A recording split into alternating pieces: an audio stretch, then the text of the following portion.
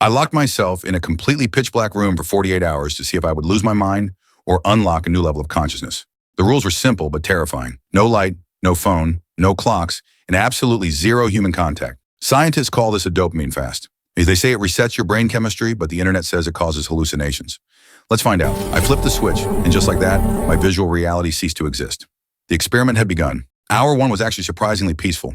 It felt like being wrapped in a heavy, cozy blanket of silence, but the novelty evaporated quickly. By hour 3, I realized the horror of the situation. There's literally nothing to do but think. I tried to eat lunch in the dark. Turns out, hand-eye coordination is really difficult when you remove the eye part. I quickly lost all sense of space. My small room felt like an infinite void until I smashed my face into the wall. I took a nap, but when I woke up, panic set in. Was it 2 p.m. or 2 a.m.? I had completely lost my anchor to time. With my vision gone, my hearing went into overdrive. A dripping tap in the bathroom sounded like a drum solo in an empty arena. By hour 10, I was pacing the room like a caged tiger. My brain was starving for stimulation and getting angry. Then the prisoner's cinema started.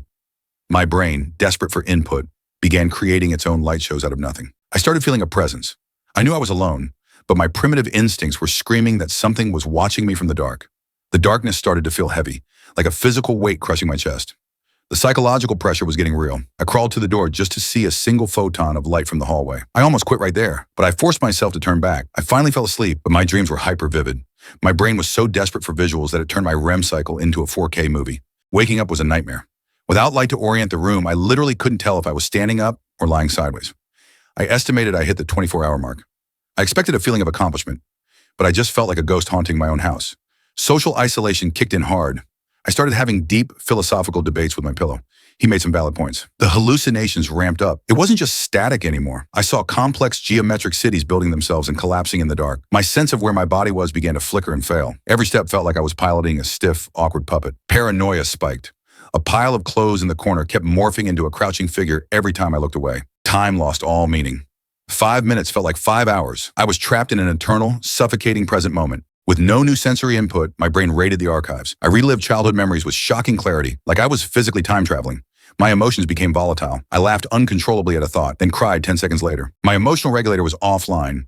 I ate a simple apple, and the texture felt explosive. Deprivation made the simplest sensations feel almost spiritual. To keep my blood flowing, I shadowboxed. Fighting invisible enemies in the pitch black made me feel like a blind ninja warrior. Then around hour 35, the panic vanished. I entered a state of deep, trance-like calm. My brain had stopped fighting the dark and accepted it. I felt a strange ego death. Without a mirror or people to perceive me, I forgot what I looked like. I was just consciousness floating in a void, but the zen didn't last. As I approached the final stretch, mental fatigue crashed down on me like a ton of bricks. I just wanted to see light. The final hour was the hardest. I wasn't scared anymore. I was just impatient. My brain fired one last auditory hallucination, a phantom phone ringing in my empty pocket. It was trying to trick me into finding a connection. I knew the exit would be brutal. I put on sunglasses in the pitch dark to prepare my retinas for the incoming nuclear explosion of daylight. Then it happened. The alarm. 48 hours were officially over. I survived the void. I reached for the tape sealing the door. My hands were shaking. I peeled back the first layer, and a literal laser beam of sunlight pierced the room. I opened the door and instantly regretted it. It felt like staring directly into a supernova. Scientifically, my eyes had built up maximum rhodopsin, a light-sensitive pigment. The sudden sun bleached it instantly, causing actual physical pain. Once the pain faded, the world looked insane. Colors weren't just colors, they were vibrating. It was like seeing the world in 8K resolution for the first time. My dopamine receptors, starved for 2 days, flooded my brain at the sight of a simple tree. I was high on existence. I looked in the mirror and finally recognized myself again. The dissociation vanished. I was back in the pilot seat. The science suggests this reset reduces cortisol and resensitizes your dopamine system. Basically, I rebooted my brain like a frozen computer. Surprisingly, I didn't want to check my phone. The digital screen looked fake and unappealing compared to the real world. The biggest takeaway? We are overstimulated junkies. It took 48 hours of nothingness to teach me how to actually look at something. Would I recommend it? Only if you are mentally stable and ready to face your own demons. It's not a vacation, it's a battle. I lived in the dark to learn how to appreciate the light. If you want to see me torture myself with another experiment, click right here. Enjoying the video? Hit like and subscribe to stay updated with new content.